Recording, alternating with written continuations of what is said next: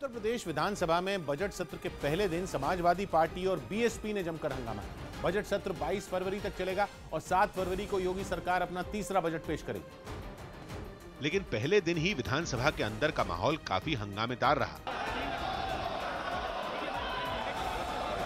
सत्र की शुरुआत में राज्यपाल राम नाईक ने जैसे ही अभिभाषण शुरू किया, समाजवादी पार्टी और बीएसपी के विधायकों ने हाथों में पोस्टर लेकर प्रदर्शन शुरू कर दिया। राज्य में किसानों की बदहाली के लिए योगी सरकार को घेरते हुए प्रदर्शन कर रहे एसपी और बीएसपी के कई विधायकों ने राज्यपाल पर कागज के गोले भी फेंके। समाजवादी पार्टी के विधायकों के हंगामे के बावजूद राज्यपाल ने अभिभाषण जारी रखा, जिसके बाद उत्तर प्रदेश के सीएम योगी आदित्यनाथ ने विधानसभा के अंदर हुए हंगामे की कड़ी निंदा की। समाजवादी पार्टी अपनी गुंडागर्दी के आचरण से अभी भी बाज नहीं आ पा रही है। जबकि सत्र शुरू होने से पहले भी विधानसभा के बाहर समाजवादी पार्टी के विधायकों ने हंगामा किया था और योगी सरकार पर लावारिस गाय भैंसों की वजह से किसानों को हो रही परेशानी के लिए जिम्मेदार ठहराया। साथ ही बीजेपी सरकार पर चुनाव के दौरान किए वादों से मुकरने का आरोप लगाते हुए योगी आदित्यनाथ को नाकाम मुख्यमंत्री बताया और विधानसभा के बाहर सीढ़ियों पर बैठकर प्रदर्शन किया।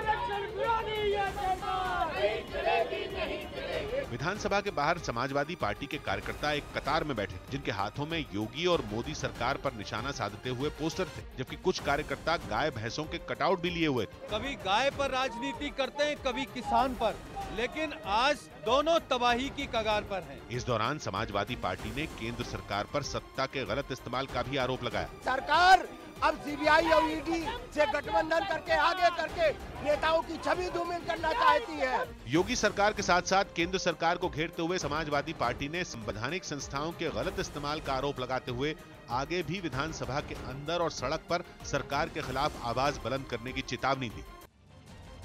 ब्रेक के बाद लौटते हैं। मध्य प्रदेश के सीएम कमलनाथ ने इतने बड़े घोटाले पर हैरानी जताई और किसानों को न्याय का भरोसा देते हुए मामले की जल्द ही कड़ी कार्रवाई की बात कही।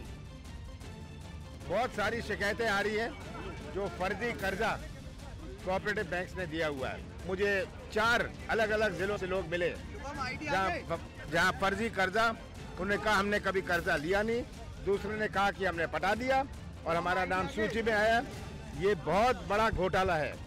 मैं तो मानता हूं कि इसमें कम से कम 2-3 हजार करोड़ रुपए के ऐसे फर्जी जो ऋण हैं सामने आएंगे।